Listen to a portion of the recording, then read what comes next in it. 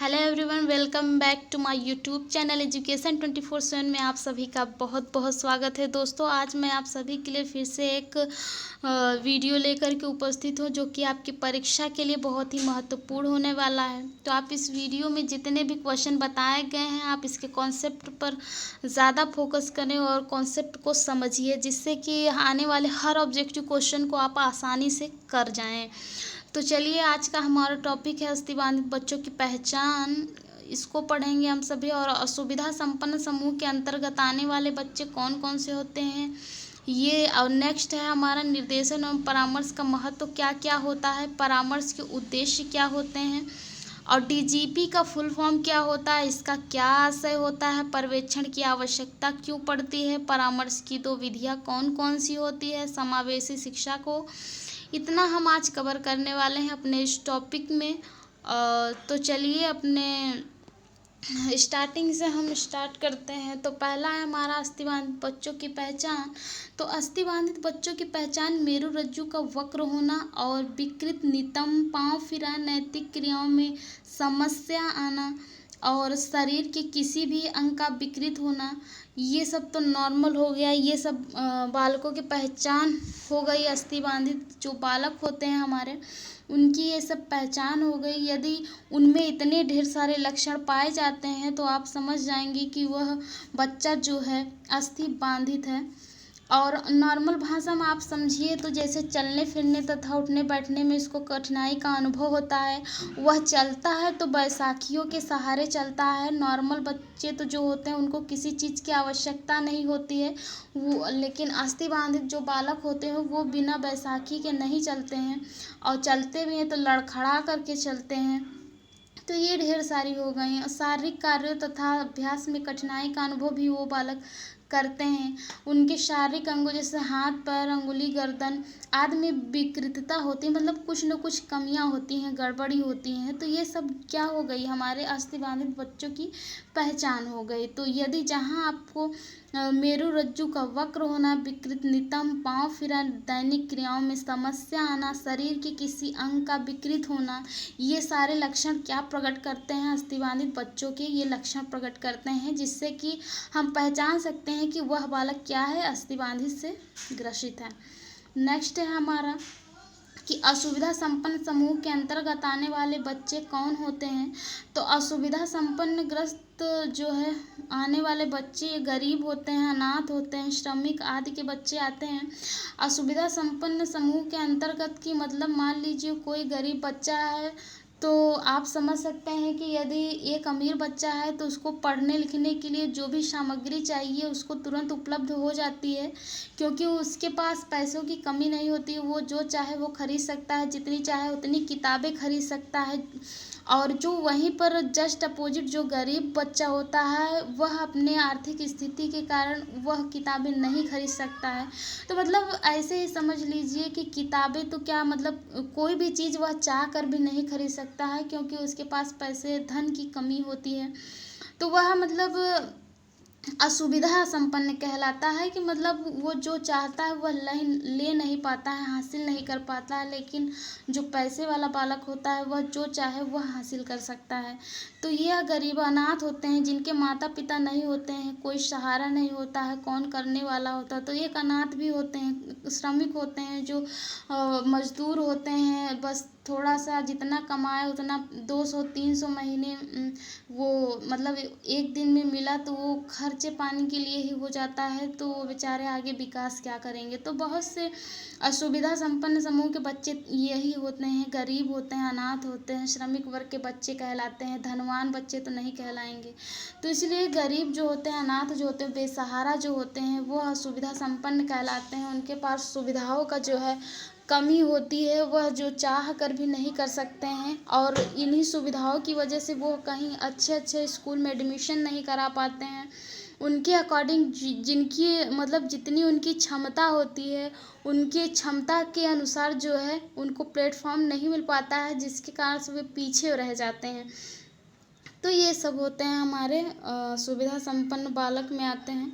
Next है हमारा निर्देशन एवं परामर्श का महत्व क्या होता है। तो निर्देशन एवं परामर्श के महत्व में आपसे क्वेश्चन पूछ सकता है। पूछेगा ज़रूर, तो आप उसमें 2 या 3 लिख सकते हैं महत्व, तो एग्ज़ामिनर आपको नंबर आसानी से दे देगा और कोई नहीं कहे, क्योंकि आपके जो क्वेश्चन होता है वह लघु पूछेगा, अति लघु दीर्घ नहीं पूछता है, तो आप इतना लिख देंगे तो काफ़ी हो जाएगा। तो पहला दिया है हमारा कि बालकों के भविष्य का मार्ग प्रदर्शित करने में जो है निर्देशन एवं परामर्श का महत्व होता है। और दूसरा दिया है हमारा बालकों में निर्णय लेने की क्षमता। तो ये 2 मुख्य हो जाते हैं, इसमें से भी आप बना सकते हैं। यदि आपने इसको समझ लिया तो आप आसानी से 2-3 पॉइंट और खुद से बना सकते हैं कि निर्देशन एवं परामर्श का महत्व होता है कि बालकों के भविष्य का मार्ग प्रदर्शित करने में। यदि कोई बच्चा पढ़ने में बहुत ठीक ठाक है, यदि कोई उसको निर्देश देता है कि बेटा तुम गणित में यदि अच्छे हो तो तुम इंजीनियरिंग कर लो, और तुम यदि कोई क्या कहते हैं मेडिकल लाइन में जाना चाहता है तो उसकी साइंस बहुत अच्छी है, तो उसको कहा जाए कि बेटा तुम ये वाली लाइन चूज़ कर लो। मतलब जिसका जो सब्जेक्ट बहुत अच्छा रहेगा, तो जो हमारे सर होते हैं, आप लोगों के सभी टीचर अध्यापक होते हैं, या फिर घर में जो बहुत बड़े बुजुर्ग होते हैं वो भी बताते हैं कि बेटा तुम्हारा जो अच्छा है इस लाइन में जाओ, तुम्हारी करियर बहुत अच्छी होगी। तो यही होता है कि निर्देशन एवं परामर्श कोई देता है कि तुम ऐसे से ऐसे करो, तो तुम्हारा जो है भविष्य जो है फ्यूचर जो है सिक्योर रहेगा।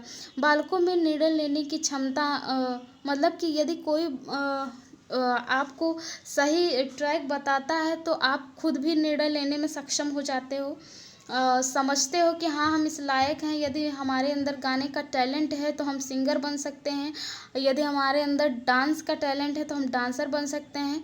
तो निर्देशन यदि सही दिशा में बालक को निर्देश दिया जाए, परामर्श दिया जाए, तो वह अपने भविष्य का निर्माता खुद होता है और वह कहीं न कहीं अच्छी जगह पर जाकर सेटल हो जाता है। तो ये हो गया निर्देशन और परामर्श का महत्व कि बालकों के भविष्य का मार्ग जो है प्रदर्शित करने में होता है, इसका महत्वपूर्ण योगदान होता है। बालकों में निर्णय लेने की क्षमता में भी इसका महत्वपूर्ण योगदान होता है। नेक्स्ट है हमारा कि परामर्श के उद्देश्य क्या होते हैं। तो परामर्श का उद्देश्य जो होता है व्यक्ति को उनके व्यवहार या अभिवृत्तियों में परिवर्तन लाने के लिए सहायता करता है। परामर्श जो है व्यक्ति के व्यवहार, मतलब आप यदि कोई बालक है, बच्चा है, बिगड़ा है, तो यदि कोई निर्देश देता है, परामर्श देता है ऐसे करो वैसे, तो उसके व्यवहार में परिवर्तन आएगा, वह गलत ट्रैक से सही ट्रैक पे चलने लगेगा। तो ये सब होता है कि आपके व्यवहार में परिवर्तन होगा, सहायता भी करता है। तो मुख्य रूप से परामर्श का उद्देश्य यही होता है कि व्यक्ति को उसके व्यवहार या अभिवृत्तियों में परिवर्तन लाने के लिए सहायता करता है परामर्श। नेक्स्ट है हमारा कि डीजीपी का फुल फॉर्म क्या होता है। तो डीजीपी का फुल फॉर्म होता है डिप्लोमा इन गाइडेंस साइकोलॉजी। ये ज़रूर से पूछेगा दोस्तों, तो आप इसको ज़रूर याद कर लें कि डीजीपी का फुल फॉर्म क्या होता है। तो डी से होता है डिप्लोमा इन गाइडेंस साइकोलॉजी। इसका आशय क्या होता है, तो निर्देशन सेवाओं के लिए एक शास्त्रीय कोर्स का प्रशिक्षण दिया जाना है, यही होता है diploma in guidance psychology. Next है हमारा पर्यवेक्षण की आवश्यकता। पर्यवेक्षण की आवश्यकता क्यों होती है, तो विद्यालय की गतिविधियों का मूल्यांकन करने में जो है पर्यवेक्षण की आवश्यकता होती है। आई होप कि आप सभी समझ गए होंगे, क्योंकि यह बहुत ही नॉर्मल सा है तो समझाने की आवश्यकता नहीं है। और अध्यापक की कार्यकुशलता बढ़ाने में और व्यक्ति को प्रेरित करने हैं। तो पर्यवेक्षण जो होता है वह विद्यालय की जो गतिविधि होती है, जो कार्य का संचालन होता है कि हमारे शिक्षण प्रशिक्षण कैसे हो रहा है, सुचारू रूप से चल रहा है, या फिर जो भी कमियां हैं क्या उसमें और इंक्लूड करके बच्चों को आगे बढ़ाया जाए, क्या क्या सुविधाएं होनी चाहिए, क्या क्या सुविधाओं का अभाव है। तो मतलब पर्यवेक्षण की पूर्ण रूप से आवश्यकता यही होती है कि विद्यालय की जितनी भी गतिविधियां कराई जाती हैं वह उसका मूल्यांकन करता है कि क्या उचित है, क्या अनुचित है, क्या सही है, क्या गलत है, क्या होना चाहिए, क्या नहीं होना चाहिए, इत्यादि का जो है पर्यवेक्षण मूल्यांकन करता है। और विद्यालय की गतिविधियों के लिए वह बहुत ही आवश्यक भी होता है। दूसरा है हमारा कि अध्यापक की कार्यकुशलता बढ़ाने में, यदि कोई अध्यापक सही ढंग से कार्य नहीं कर रहा है तो उसको भी प्रेरित करता है कि आप ऐसे से ऐसे करें तो शायद बच्चा ऐसे सीखेगा। तो मतलब उनमें भी कई क्वालिटी, कई गुणों का विकास करने में भी पर्यवेक्षण की आवश्यकता होती है। नेक्स्ट है हमारा कि व्यक्ति को प्रेरित करने हेतु पर्यवेक्षण की वजह से व्यक्ति प्रेरित भी होता है, मोटिवेशन मतलब उसके अंदर आती है, सकारात्मकता की भावना उत्पन्न होती है। तो इसके लिए पर्यवेक्षण की बहुत ही आवश्यकता होती है।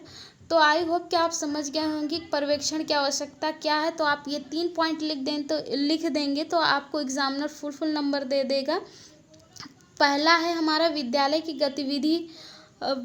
की गतिविधियों का मूल्यांकन करने के लिए पर्यवेक्षण की आवश्यकता है। तो दूसरा है अध्यापक की कार्यकुशलता को बढ़ाने के लिए। तीसरा है हमारा व्यक्ति को प्रेरित करने के लिए। नेक्स्ट है हमारा कि परामर्श की 2 विधियां कौन कौन सी होती हैं। तो परामर्श की 2 विधियां हमारा निर्देशात्मक परामर्श होता है, अनिर्देशात्मक परामर्श होता है। तो परामर्श की 2 विधियां होती हैं, निर्देशात्मक होता है, एक अनिर्देशात्मक होता है।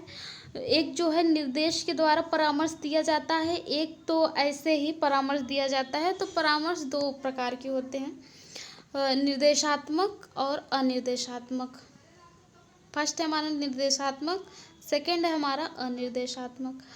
नेक्स्ट है हमारा कि समावेशी शिक्षा। समावेशी शिक्षा तो हम पढ़ा चुके हैं, लेकिन फिर भी आप एक बार समझ लीजिए कि समावेशी शिक्षा से तात्पर्य छात्रों को सार्थक शिक्षा अनुकूलतम वातावरण में उपलब्ध कराई जाए, जिससे वे अपने जीवन में सफल बन सकें।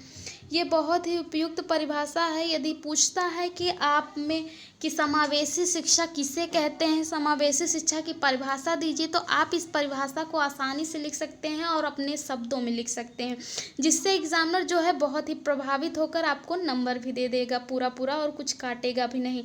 इसमें दिया गया है कि समावेशी शिक्षा से तात्पर्य छात्रों को सार्थक शिक्षा और अनुकूलतम वातावरण में उपलब्ध कराई जाए, जिससे वे अपने जीवन को सफल बना सकें। तो मतलब ये होता है समावेशी शिक्षा होता है। अनुकूलतम वातावरण मतलब उनके अनुसार जो है शिक्षा दी जानी चाहिए। जैसा बालक हो, जैसी उसकी बुद्धि हो, उसके अनुसार उसको शिक्षा दी जानी चाहिए, वैसे ही उस विधि से सिखाया जाना चाहिए।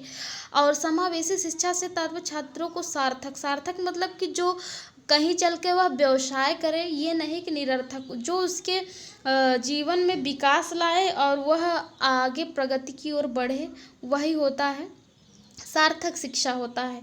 और उसके जीवन को भी सफल बना सके, वह अपने जीवन में बहुत अच्छे से अच्छे पद पर जाए और विकास कर सके, अपना नाम रोशन करे, अपने परिवार का नाम रोशन करे, समाज का, देश का। तो यही होता है कि समावेशी शिक्षा से तात्पर्य छात्रों को सार्थक शिक्षा अनुकूलतम वातावरण में उपलब्ध कराई जाए, जिससे वे अपने जीवन को सफल बना सकें। तो कैसा लगा आपको वीडियो? यदि ये पसंद आए तो आप अपने दोस्तों को भी शेयर कर दें, जिससे कि समझ ले वो भी। और D.ED 3rd सेमेस्टर का है ये समावेशी शिक्षा, जो कि आपकी परीक्षा में 50 नंबर के पूछे जाते हैं। तो आप इस वीडियो को देखिए, रिवाइज करिए। तो मिलते हैं आप अपने नेक्स्ट वीडियो में, तब तक के लिए नमस्कार।